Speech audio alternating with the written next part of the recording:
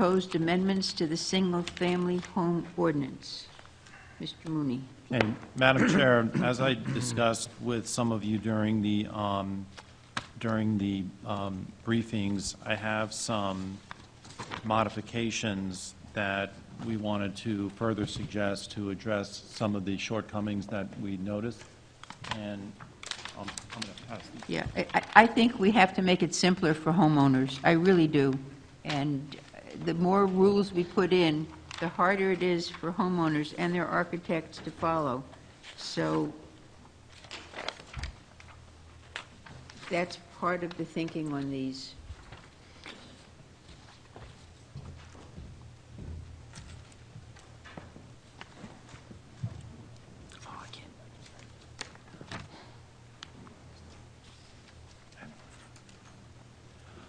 There was a request to put this on as a verbal report. I think you wanted to discuss again the issue of whether to extend the year of review, mandatory DRB review for homes constructed between 1942 and 1966. But before we get into that, there were two issues that were brought to our attention. The first one is with regard to the setback requirements in the rear yard. Under the current code, at least 70% of the required rear yard is required to be sodded or landscaped pervious open space, which means that it can't be any type of pavers. It has to be landscaping that drains down to the ground. But the water portion of a swimming pool may count toward this requirement, and with more and more really large swimming pools that are not pervious into the ground, a lot of new homes are sort of getting around that 70% requirement. So one of the things that we propose for discussion purposes is perhaps limiting the amount of swimming pool that could be counted in that pervious area requirement to no more than Really? 50% of the water portion. This is a big deal? Well, Commissioner Wolfson. I'm sorry, I didn't mean to disparage As it. chairman of the Flooding Mitigation Committee, Yeah, but the pool it is a absorbs water. big deal. No, because right now, the whole pool, which is covered in concrete on the bottom, counts as pervious space. In other words, the rain could go right through it. Well, the rain can't go anywhere except to spill over into the house or into the neighbors. My pool It will shouldn't hold count. at least like 3 really big rains before it starts to Okay. overflow. But it Okay. definitely, it holds at least one big rain. Right. Without going over, and then you. One big you- rain is good. And then you turn the pump on and you sink it down into the ground, and then it comes down, and then it'll hold another big rain. And so I don't think that a pool, though, I think it does, I don't mind it counting as We- impervious. we What they want to need- do with their backyard. I mean, if they want a really big pool, why not let them have a really big pool? Because it really doesn't count the same as if it's sodded, landscape, grass, where rainwater, I mean, we're coming into higher, the sea level's higher. The water has to go somewhere. And if you have grass, the water goes into the grass. If you have anything that's pervious other than concrete or, pavers set in cement, et cetera. But pools are covered on the bottom by concrete. Yeah, but They're I'm- not dirt bottoms. The water doesn't go down anywhere. Right, but the water that lands in it doesn't flood anything, it holds in the pool. What's the point then? The point is, The when point is that the you point is- can't have a big pool. No, the point is when you have, I'm sorry, I don't mean to be, No, if you We just- have- it's a if you have disagreement, big it's all. pool, you have a huge property and you have grass all around it, that's great. But you shouldn't just have a backyard of a big pool. I think what Commissioner Malakoff's trying to say is the whole point of having landscaping is that it actually absorbs more water than its surface space. With a pool, you do absorb some water, but it's limited to its surface space because you have concrete on the bottom.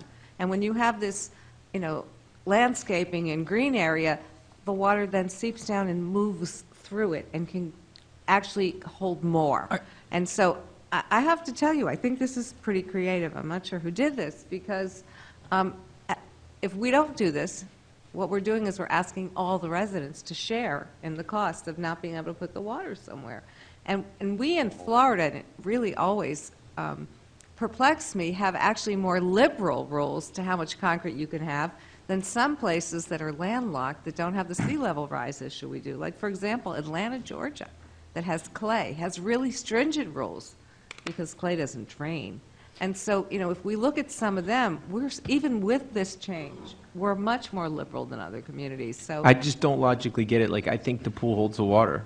Well, I don't get it. It doesn't But make you any don't sense. get you don't get the multiplier effect that you do when you have the ability to go into the ground. It holds water. No, but it does go into the ground but- eventually, because you can turn on, I mean, with a pool, what happens is you have a really big rain, and then when it's done raining, you go and you open the whatever the pump is, it shoots it down into the, not the pump, but the well, and it dumps it into the ground. But with plant material, it absorbs the water, and it doesn't have to be pumped. That's It doesn't exactly get the pumped. point. It's the well, it goes into the same place Yeah. that it would go into I know. if it drove. No. Commissioner Wolfson, you may know how to empty your pool down a foot or so after a very heavy rain, but I guarantee you that probably 80 or 90% of the homeowners either are absent or they have no idea how to do it. And so then what happens? Their pool overflows? That's right. All the time. Yes. And then what, I don't know, I mean, I guess, and then, are we doing this to solve flooding, or are we doing this to tell people what they can do with their backyards? We're doing this to help solve flooding. Okay, then maybe we should refer this to another committee then. Because I'm going to tell you, because right now, this conversation, what everybody's saying is not consistent with the way that we voted a couple months ago on how you have impervious coverage on your land and how much people are supposed to be contributing. There's a larger conversation to be having here than just what people are doing with their backyards. Because I think that some of the decisions that we've made and some of the decisions that we need to make next week regarding stormwater utility and how we calculate and everything that goes into it, some of that's not jiving with what we're talking about now if we want to punish people for having bigger pools and we want to calculate what they want to do with their backyard and how much water can seep into their backyard. Because if you get the city manager in here, he'll start saying that it doesn't matter with the storms and what's going on with everybody's backyard, because this sea level rise is completely irrelevant to whether or not your backyard is completely covered with pavers or whether or not it's completely covered with grass, because the sea level rise, it's not coming from the sides, it's coming from under us. So there's a lot of conversation to be had here, and I'm just trying to figure out whether or not, are we talking about what we want to tell people what they're doing with their backyards because we don't like big pools and we want them to have more grass in their No, backyard? that's not the point at all. Okay, well, then this is the land use committee, and Well, I'm this just, is land use. right, and I don't know if this is the place we should be having this The conversation. flooding can't write land use rules. The land use committee writes land use rules. So what our planning director is saying is, in a response to new flooding reality, listen, we are not going to solve flooding by But any can I one ask- step. It's got to be a Can I ask the bunch of engineer? steps, and we have to be consistent. I'd love to hear from the city engineer as to whether or not having a larger pool in your backyard actually contributes to flooding. And this is not, That's the question I have, because I don't think it does. I mean, I'm trying to think logically through. Maybe it does, maybe I'm wrong, but and we're talking about runoff and water going into the ground. That's not a new phenomenon. It's been pouring in Florida every summer since the beginning of time. So I don't think this is a new reality. This isn't about sea level rise. This is about rainwater. And I just don't see, listen, I don't have a single-family home. I don't have a pool. I don't have any dog in this fight other than I'm trying to figure out what we're talking about. It's true that there have been swimming pools in South Florida from time immemorial, but the climate change and sea level rise and increased flooding is something much more recent. And I believe that it does belong at the Land Use Committee. I believe it does belong at the Planning Board for a change in the ordinance. Which Okay. It isn't, I the- mean, listen. no more than we tell people, yes, your houses should be set back so many feet from your neighbors on the side. Your home should be set back from the front. Your home should have landscaping. These are things that have been, again, from time immemorial. This is no more than putting it with reference to pervious space in a house. There are too many homes today that are built with cement on the swales. Water has no place to go. It's just a way through land use to try to make our city more resilient. And that was the purpose of it. okay, can I though, what I would like is if the engineer tells me that Okay. this is a very real situation and issue, and that it will cause flooding, then I'll think we'll consider it. But maybe we could take Okay, this let's- up at let's flooding. continue it. That's Can we take it fine. up at the flooding Sure. committee, hear what he has to say, and then Yes. hear it back here? Absolutely. I think that's really fair, because Okay. I think if we all understand it, we'll make better decisions. There you go. How's that? Because right now, he's Yeah. right now, because it's not, Okay, So you want to continue this item to the October land use? there you go. let's Okay. continue it, and we'll hear in flooding mitigation from the engineer as to whether this makes sense. Let's go on to the next part. Okay, then the other change that we had suggested pertains to the accessory uses which were modified by the commission this past June. And one of the things that we discovered with regard to the accessory structures ordinance was that when somebody wants to do an open covered extension past their accessory structure, that extension ends up counting in their unit size and lot coverage. And so we didn't think that was the intention of the ordinance, and we realized this was a problem when somebody came in with a small accessory bathroom structure, and because they didn't have any more lot coverage or unit size, put a gazebo right next to it, which made no sense, but the gazebo doesn't count in the lot coverage. So the proposal that we've done is we clarify which portions of the covered terraces would not count in the unit size requirements, and we make it clear, and I'll read the language into the record, by saying that single-story terraces and open porches, with the exception of supporting structures, and are open on at least 3 sides and are part of a detached single-story accessory structure located within a rear yard, provided that this terrace or porch does not exceed 2% of the lot area, that would not count in the unit size requirement. And we're putting a cap on the size so they don't do something ginormous, but it would still allow them to do a very reasonable cover for a barbecue grill or seating area or something like that. And then the other suggestion that we had made was with regard to calculating lot coverage. We also noticed that while things like detached gazebos, loggias, and other things, covered patios that are open on at least 2 sides, do not count in the lot coverage, there was no cap on the overall size of those. And so while we haven't seen it yet, in order to make sure that somebody doesn't propose a loggia or gazebo or something that's detached from the main structure that's not included in the lot coverage, doesn't take up the entire yard, we suggested a 2% cap on those type of detached structures. Okay.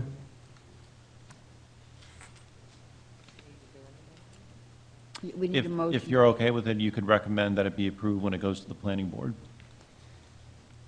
Motion? Okay. Second? Yeah, I'll I'll move second that. it. Yeah, that's Okay, moved and seconded, all in favor, aye. Aye. Aye. Third item, The pre-66 homes. okay. Third item is at the last land use, I had originally requested that homes, right now, a number of post-1942 homes, when pre-1942 homes are to be demolished, under current rules, though the homes that are going to replace the pre-1942 homes go before the Design Review Board. The plans go before Design Review Board for approval. When the homes go to Design Review Board for approval, they are vetted carefully. The Design Review Board is doing a good job, they're spending a lot of time, and they're looking at the homes that are proposed for these lots. The suggestion that I was making last time was to also have homes that are being demolished that were built prior to 1966 also go to the Design Review Board. At that time, I was told that there might be a problem for 2 reasons. One is that the planning department might need more assistance, more help in that department in reviewing the plans if there are many homes built prior to 1966 that are scheduled to be demolished. And the second, that the Design Review Board have sizable agendas. Are they willing to stay longer at their meetings to review these additional homes. The design, Mr. Mooney, would you like to talk about you talked with the design review board members. I understand they were amenable to that. Yes, we had sent out an email to the DRB members to get their input regarding a potentially larger DRB agenda if legislation such as this was to move forward. And I went to the DRB meeting yesterday and addressed the board, and they said, two of the DRB members said that they would be okay with having an additional half-day meeting, but the consensus of the board was that if a proposal like this was to move forward, they would prefer to do all of the additional work on the same meeting, even if it meant a longer DRB agenda. But there was nobody on the DRB who expressed opposition to the proposal. Thank you. And I have been assured that if the planning department needs additional assistance, that we will be able to hire more help for the planning department. Therefore, I am bringing up again the possibility of having homes that are being demolished. First, the signs will be posted just stating that they're scheduled to be demolished, so the neighbors know about it. And secondly, to have them reviewed, the plans for the new homes to be reviewed by Design Review Board. And that is what I am asking for your support. Okay, so you're asking for you're bringing back up the issue of pre-1966 as far as getting a determination that they're not architecturally significant before we do demolitions.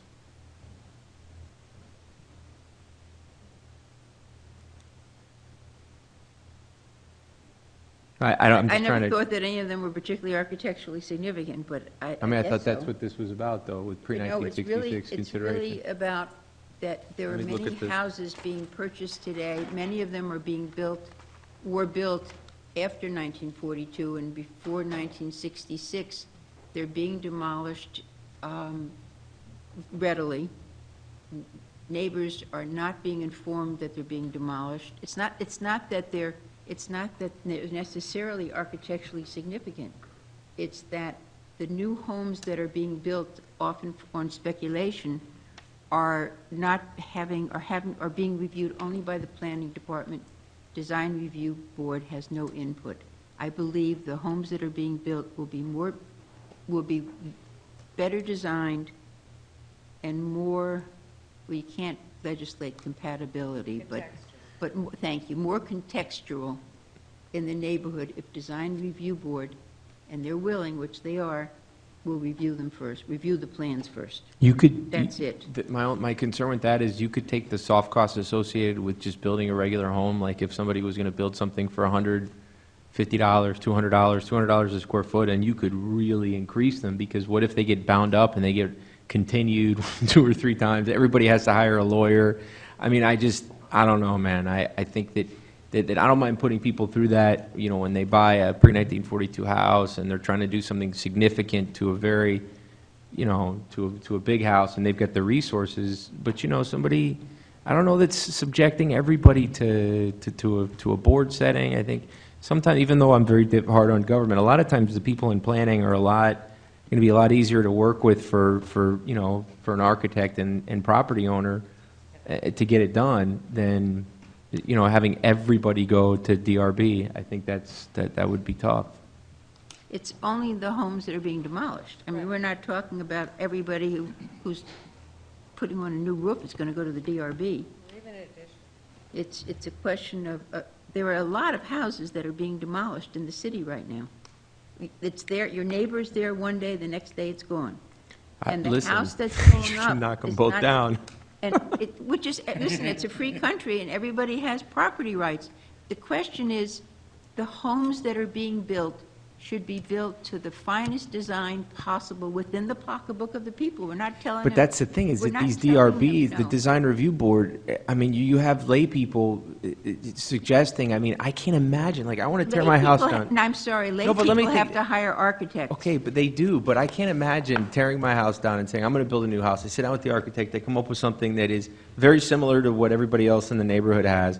I bring it, and then I got to sit before 7 people and have them tell me where to put my awning, where to put my, I mean, that's just, to me, that's excessive interference of local government. I think that people should be allowed to build a house as they always have, and I think that planning does a good job. I haven't seen anything recently that's really insane for a while. I've seen a couple things in, years past, but, things are pretty...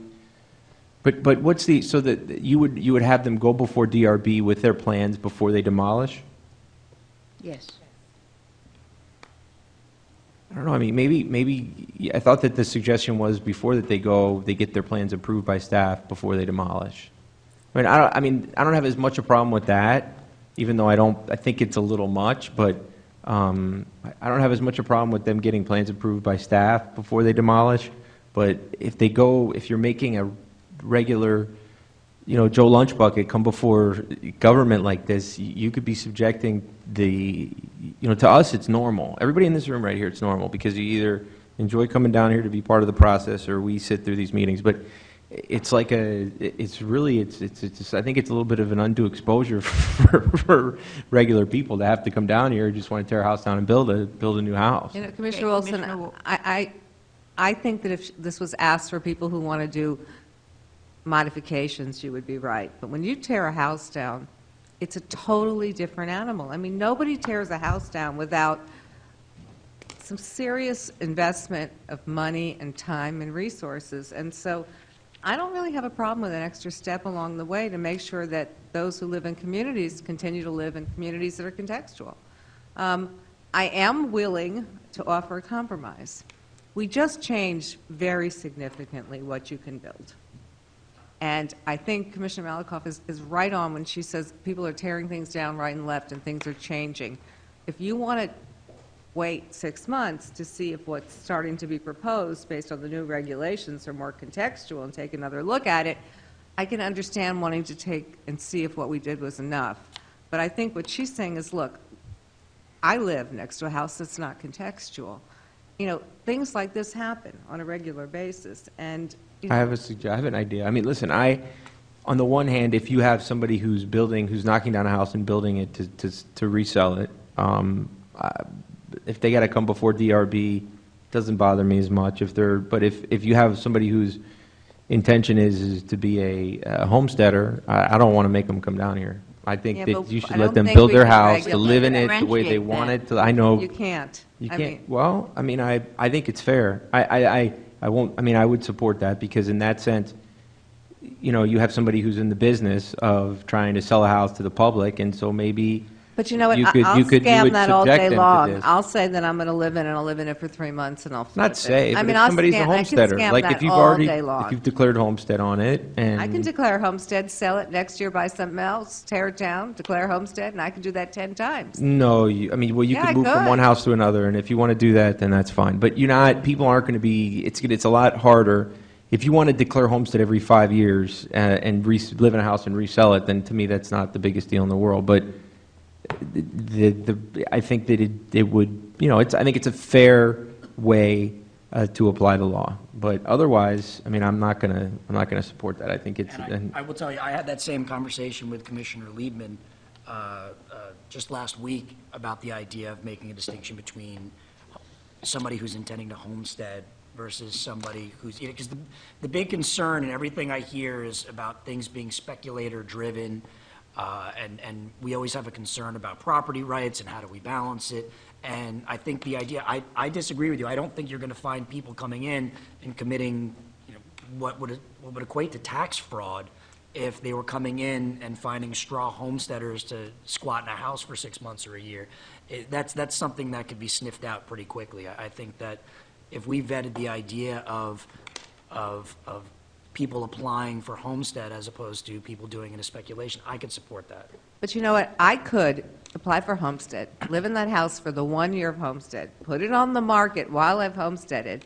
By the time I close, buy another one and do that over and over again and not really live in a house longer than a year. I promise you, I could make a business out of that. And Okay. if I'm not that smart, Yeah, but I people can aren't- figure that out. And I'll call the state attorney's office on you, and I'll. There's nothing illegal but what I'm saying. I'm moving from one house to another on a reoccurring basis, you are absolutely allowed to do that. I'm not suggesting you have to. I'm saying you buy one, you tear it down, you build another one, you homestead, you live in it, and you put it on the I market. can promise you that somebody who makes a living that way is not going to go through that much craziness to save the trip to DRB. They're not going to do it. They would just say, I'm going to go to DRB. I do think that, what's his face, the guy who's always down here, the short guy, I forget his name, Glazer? You think he's going to live in it to avoid DRB? I don't think so. I mean, these people who have the resources to do this are just going to take the trip to DRB. They're not going to go through well, I could live in it and homestead it, and then, you know. Commissioner Wolfson and Commissioner Grieco, the purpose of this,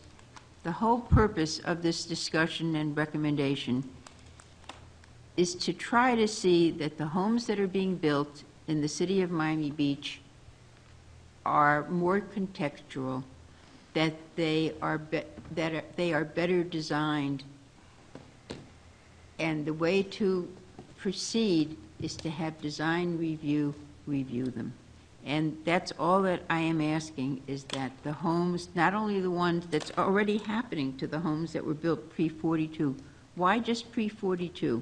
Let's add some more years to it so the DRB can look at more homes that are scheduled for being demolished, and will look at the end, your neighborhood home is going to be more beautiful. And that's the whole reason for it. And I don't think it's unreasonable to ask somebody, because they do have to spend the money on the demolishing, they do have to spend money on architectural plans and surveys and engineers and a whole bunch of, it's expensive. I'm So sorry, I think- just I don't. just don't think it's going to add that much to the expense to go before the design review board, I- which the architect can do, by the I way. respectfully disagree. I know your intentions are very good here, and I know that you care. I think that it's just too much to make a. Yeah, let's hear from the public on this. Okay, thanks, Didi. Hi, this is Johan Brandel. I live on 440 East Rio Alto, but I'm also here as the president of the Homeowners Association. My question first was, are you more concerned about demolishing architecturally significant homes, or are you more concerned with what's being built after that? The pre-1942 is more architecturally significant. The pre-66 is more concerned Well, about the designs of the homes that are being built. The next problem I have is, I mean, on our islands, 3 islands, we have, let's say, 350 homes. At one point, when we talked about zoning, we drove around and took pictures. I bet you I won't find 10 homes that are architecturally significant, and most of them are getting destroyed. I mean, we have to rebuild them. These are weekend homes from Right. way back. So architectural significance doesn't mean much. I didn't say anything about architectural significance. Okay, but It's what's going to be built. Yeah, well, when do you put a stake there and say, hey, your neighbors, this one is being destroyed because it's what? Because it's old? Yeah, it could be because it's old, it could be it's below floodplain, it could be lots of reasons why it's being destroyed, why it's being demolished. The question is, what's going to be built in place? Well, And wouldn't you yeah. like to see a better designed No, I home would. built in place? We have 2 ugly homes on our island. I That's wish I right. could destroy them. What would you rather Absolutely. have? That's what we're, that's the intention, is But- to get less ugly homes. But they go built. before staff anyway. I mean, it's just, my thought is you just shouldn't make the people come down here and have to present their house, their home that they're going to live in, to a board. It just, to me, and then if a neighbor is ticked off about it, you know, from DRB, you can appeal to the commission, and then they got to go to the City of Miami Beach Commission to build their house. To me, that's It bananas. becomes very subjective. What's the home, the right home in the right context to be built there? Okay, Very thank you. subjective. Thank you very much. Yes, sir? I'm very glad this is up for rediscussion. I'm Peter Luria, 1800 West 23rd Street. In response to Commissioner Wolfson's point, I don't think it's practical, nor is it good, that if you're a homestead, you have one set of rights versus if you're the owner of the property, but it's not your homestead. I don't like that distinguish, and I think you're looking for a lot of problems, so I don't think you should do that. I think it's very important, the more vetting a house has, and the more input that neighbors have, I think is better. The pre-42 homes, other than if it's deemed historical, which is very few, can be demolished. All it means is you have to show your plan. As the Land Use Committee ruled or recommended at the last meeting, it wasn't correct that just planning would review before a house is demolished. It was set up that all building permits and everything had to be in place, not just the planning. So therefore, a house could languish for several years, not be demolished, be vacated, and have homeless people living in the neighborhood, which is not a good idea. I think this would allow for better homes to be built with better and more neighborhood input. You do not get neighbor input when it goes just to the planning department versus going to DRB. Neighbors have a chance to talk about it. It requires a little more work on the part of the developer or property owner, that they have to reach out to the neighbors where otherwise they wouldn't. And as a result, I think it makes for better homes. They are also not required, DRB doesn't have a requirement that says you cannot go to DRB, demolish a home, and have to have a lawyer present. That's the choice, I believe, of the property owner. Yeah, the property owner. They have an the architect architect. anyhow, Commissioner Wolfson, so they pay for another 2 hours of his time or a few hours of his time. They're not required to have an attorney. They can choose to or not choose to. That's their right. And you're talking homes that are millions of dollars. You're not talking small homes just because it's pre-66. You may have homes on big lots that are post-42 that are being demolished. These are $10 million homes. I think that extra step, if it's good for post-42 and it's worked and it hasn't slowed it down so much and they still are demolishing homes, it is good for more homes to be included. And I think, especially if DRB has said that they're willing to do this, I think it's a great idea, and I applaud. Thank How you. about- Commissioner Let's hear from a Malakoff. land use, Quick- yes. Quickly, the way, and I just confirm with Tom, the way the law works is right now is that if you're pre-1942 and staff determines that the house is architecturally significant, then you have to go through this process. You have to get permits on what you're going to build before you tear it down. And this proposal, though, would require the same thing for pre-1966. Okay, That's what you're saying? yes. So that staff would have to decide when you submit for demolition whether or not your house is architecturally significant. And if they decide that it isn't, that you go ahead and tear it down. And if they decide that it is, then you got to go to DRB. I see. No, that's what I'm trying to understand from that's the way it would work. If you apply the current structure of the law to 1966, that's what you're doing. Your staff would have to decide whether or not every house that comes in for a demo permit is architecturally significant. That's the first step. And then if they don't, then it doesn't apply. Because with the pre-1942 homes, if they go in for a demo permit and staff decides it's not architecturally significant, there's no issue. They just tear down. Right, Tom? Right. Non-architecturally significant homes don't have to go to DRB. Right. And so this, what it would do, the issue that I have with it is that you're going to require an assessment on every single pre-1966 house that's architecturally significant, so you leave open to interpretation from a staff member that a 1965 house is architecturally significant. And I think that's just off the wall. I think it's just not appropriate, Okay, is my concern. Mr. Larkin. Good afternoon, Madam Chair, committee members. Michael Larkin, 200 South Biscayne Boulevard. What Commissioner Wolfson said is correct. The criteria are so broad-based in their wording that virtually any home could qualify as being architecturally significant. So what you're doing, you're subjecting at least 2,500 homeowners to this additional layer of restriction. Assuming that 2,500 homeowners want their homes to be demolished. It's a potential. Well, But that's a larger subset. Right now, they have an unregulated right to demolish, and that's one of the property rights that they have. If you expand the date to 1966, you subject them to this public hearing process. And what I just passed out to you, Commissioner Malakoff, is a letter that's sent out to surrounding neighbors by an objector that goes to every single one of these DRB hearings. It has turned these hearings into a bloodbath. because this letter incites these neighbors. It exploits their fear of the change in the built environment.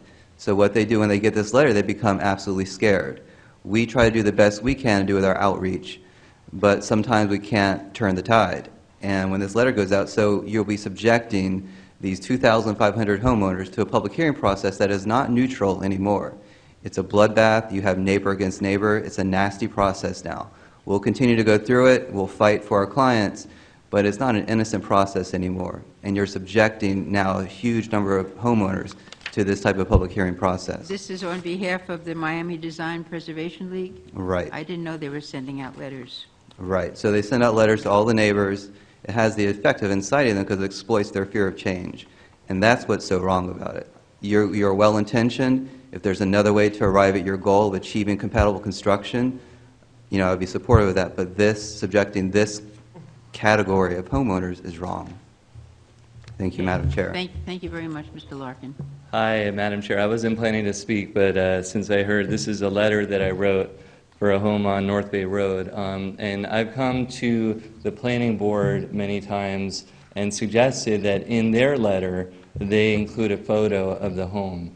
And unfortunately, they don't do that yet. So what I do is I spend my weekends preparing letters with the details of the design for the homeowners that aren't in And the Miami their... Design Preservation League Board votes on this and says that this is what they believe, and Yeah, I mean, I don't know if you had the time to read the letter, but it goes through the year that the home was built, the size of the existing home, the size of the new home, and then it has a link to the plans, so that, and it's sent to the neighbors, the immediate neighbors in the area. And actually, this particular house is an example. The next door neighbors wrote and thanked us for informing them, and it's all a part of the process. I disagree with Michael's interpretation that this is a way to incite it. The truth is that the applicants generally, their attorneys knock on the doors of the neighbors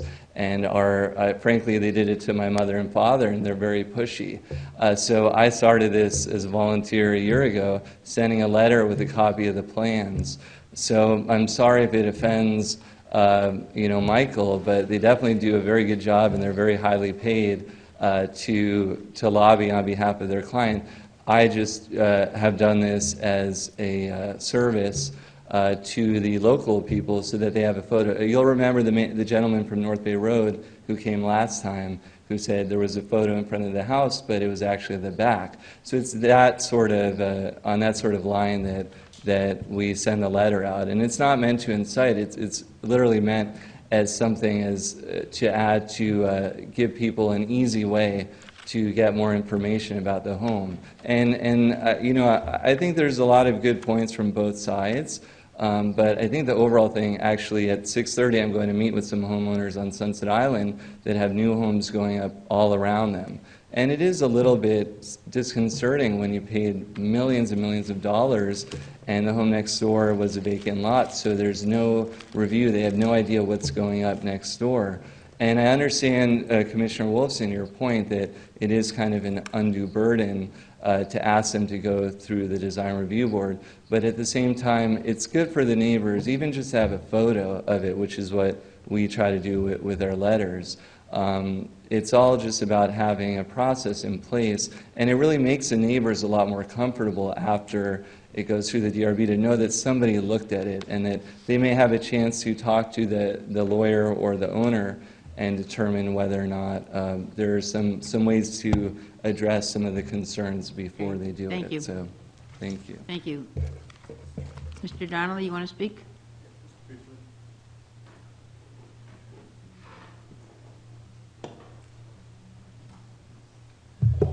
Thank you, Madam Chair. Like Commissioner Grieco, I really don't have a dog in this fight personally. Single-family homes are very far away from me.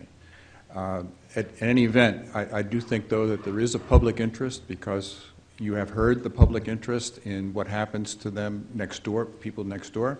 I've heard it from people that I know who live in single-family home neighborhoods that they are, in fact, very concerned about the demolitions and also about what replaces those demolished buildings. If there is a public interest, there really should be a public process. Sending out a letter to the people in the community that this is what's going to happen in your community is a substitute for the public process that doesn't exist. And your proposal to have either the staff or the design review board review the plans for the replacement property is creating a public process. If that public process were in place, you wouldn't have to be sending out the letters. Thank you, Mr. Donnelly. That is, I have been receiving a lot of complaints and recommendations, and I do believe in public process. That's why I had proposed it. Mr. Wolfson, Mr. I just recall, and I know that, I just recall over this last year, coming into contact with some data that reflected that people in this city do not want the city telling them in their pre-1966 house not to tear it down. They don't want to have any contingencies or restrictions on that right. That's my recollection. And so I think that, with this issue in particular, we heard a very specific point from the gentleman here. You're the president of the Sunset Islands Neighborhood Association, and I think he made some good points, and I think that overall that I think people have concerns. People don't want to hear that you're going to tell them what to. I think we already are telling people what they can and can't do with their houses. Don't get me wrong there. I fully understand that you have to have some restrictions on property rights so that people live in peace with each other and that we don't overly offend each other with things that we do that are foul or unseemly. And we have that, and that's why people come down with their plans for their house when they're going to tear down a modern ranch house, and they show it to staff, and staff looks at it, and if it fits within their rules, then they approve it. And I'm fine with that. I don't think we need to do anything there. I think that we did. I think we've done enough. Commissioner Grieco? I said my piece. Then, I've made my contribution to the conversation. then I think this dies. There's no motion to go forward. While we're discussing it, I'll have to think of another way around. While we're discussing it, something to think about. The city of Coral Gables has a board of architects. It's a revolving board of, I think they have 14 different architects. And it's only reviews single-family homes, no commercial buildings, just single-family homes. No, they review commercial. Oh, they do? They review everything, Oh, I but thought they only did. they review all single-family okay. homes, I regardless of year of construction or, But we could consider having a single-family home review panel. Just think about it. Without any commercial buildings, and the architects just would be professional architects serving on it in a revolving panel of 3 or 4 architects at a time that would be on the panel to review the sets of plans. An architect would have to have only 2 sets of plans done instead of the 7+ that he needs today. A homeowner would be able to have his plans presented before a panel on a weekly basis. 10 days, he has his plans approved. It's a much more expedited way of taking care of having new homes vetted, approved, reviewed with some changes, et cetera. My vision, just very briefly, is not to be Coral Gables. I think Coral Gables is the extreme, okay? So I think that you also don't want to be unincorporated Dade County, which is the other extreme. I think you want to be somewhere in the middle. We want to be pragmatics. We don't want to go to the extreme of judging, I guess I want people to be able to, in this town, to build something that doesn't totally conform with my taste. I want them to be able to build something that might be a little gaudy for me, that might be a little more than I like, but not totally out of control. Because you want to give people a little bit of freedom to do what fits within their taste and what makes them happy, even if it's not what I want. So I don't want to be Coral Gables. I don't also want to have no restrictions either. I think we should work to be somewhere in the middle. And I think that for the most part, we have been, and that's why I think agree. we're okay with what we I have. agree completely. We should not be Coral Gables. I didn't mean it that way. I just meant this is the way, and there are other towns that do the same thing, where they have a revolving board of architects. They're professionals, architects and landscape architects, that review single-family home plans. We don't want to be Boca.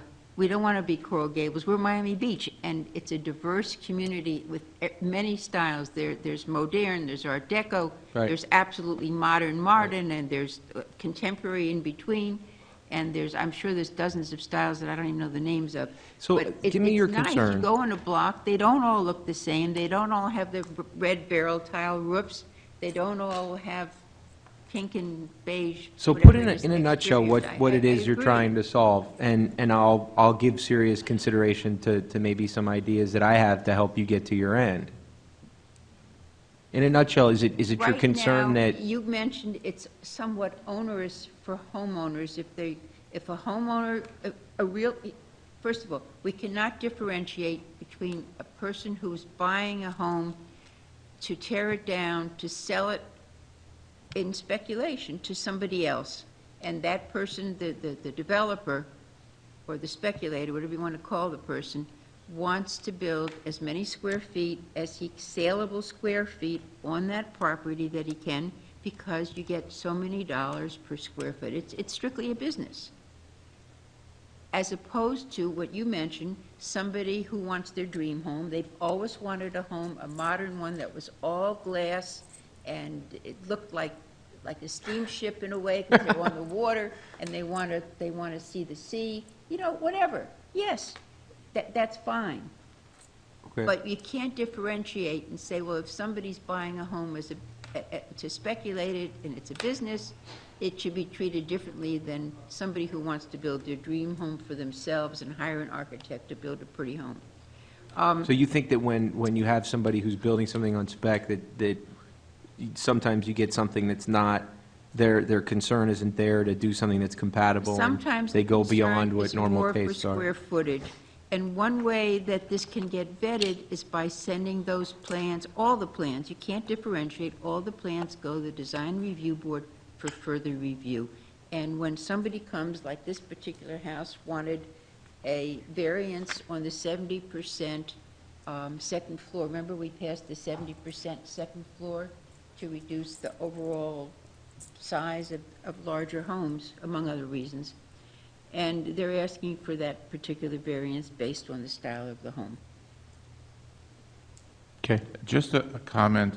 I think the Coral Gables model is based upon the county code provision on ethics, where those architects are not prohibited from appearing before other boards or submitting plans.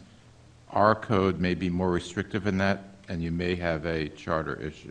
The 2-459 issue, which can only be lessened by a referendum. You understand what he's saying, is that those basically, we wouldn't be able to get a board because none of those architects would be able to do any business in the city. Is that what you're saying? And in order to do it, you'd have to change an ethics law. I think So- it's possible that we could have a referendum to have a all-professional, single-family home review panel, which is going to make it simpler for homeowners to get their plans approved. The concern just, I mean, not to be devil's Yeah. advocate on everything, I'm sorry if I've been a pain to you today. You have said some wonderful ideas, and I appreciate them. I do sincerely. What happens then, though, is you would have to, that board would be making final decisions as it pertains to home applications. And they would also be working with staff, and they'd be submitting applications as well. And I think that was the issue that at the recent, when we were putting things on the ballot that people had. Yes. So I don't know. So, but Right. maybe maybe you can do Yeah, they couldn't put on the panel a home that they designed themselves. I mean, this is a rotating panel, so if John Jones has plans that he's submitting for a homeowner, he would not sit on that 3-person panel or 4-person panel. He would sit on one where he's not. Gary, architect. what if it's not what if it's advisory in nature and it's not a final approval?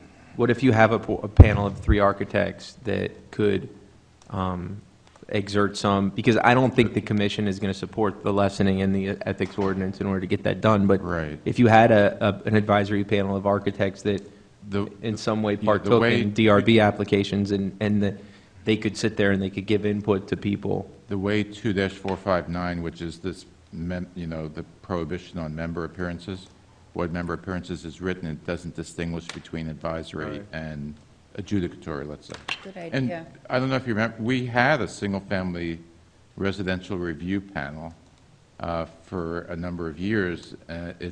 I think one of the reasons it failed is for lack of quorum. We couldn't get people to attend. Yeah, it's interesting. We discussed this with Commissioner Malakoff, and what we like about the Gables model is not the substance of it, but the procedure. I live in the Gables, and if I want to do an addition to my house, I have to go to the Architectural Review Board, but I can take my plans and submit them on a Wednesday, see the board the next Thursday, and submit for building permit that day. Oh, really? And the only notice requirement is a posting. So all my neighbors would know that I'm going to do something to my house. But you because can't that's- have a pickup truck, right? in Yeah, your but you yard. can't have a pickup truck. But the process for getting through it is actually fairly painless for a homeowner. Right. And what we were brainstorming about here was how can we make the process easier for single-family homeowners, because our design review process was put together for major commercial multifamily structures. And when we had the single-family review panels, ironically, a lot of homeowners ended up opting for the DRB because the DRB had a more predictable schedule. The single-family residential review panel we had met on call. It was 3 people. All 3 had to be there. If one person couldn't show up at the last minute, the whole thing was canceled. It had to be renoticed. When you have a meeting that happens once a week with rotating architects, and it's limited to single-family homes, and you have a more limited notice requirement, it makes it a lot less painful for the homeowner, because even if they're continued to the next week, and they're only submitting 2 sets of drawings, so they don't have to do this onerous application process. And there would be notice, because there would be a posting of the property, so their neighbors would know that something was going to happen, and they would be able to come and review the plans, see them online, even attend that particular meeting that they're going to go to that week. But the only way that you could get rotating architects to work would be to amend the ethics ordinance. There's really no way Yeah. around that. But, all right. Okay. Just, it's food for thought. It is I didn't good. expect any action today, and certainly nothing's ready to go anywhere. It's a question of what would be a better way of doing it, and that's the discussion. Thank you, I think it was gentlemen. productive. Yep. Yeah, it's us 3, right? Starting 5:30, 5 o'clock, sorry, 5 o'clock. It's upstairs. City manager.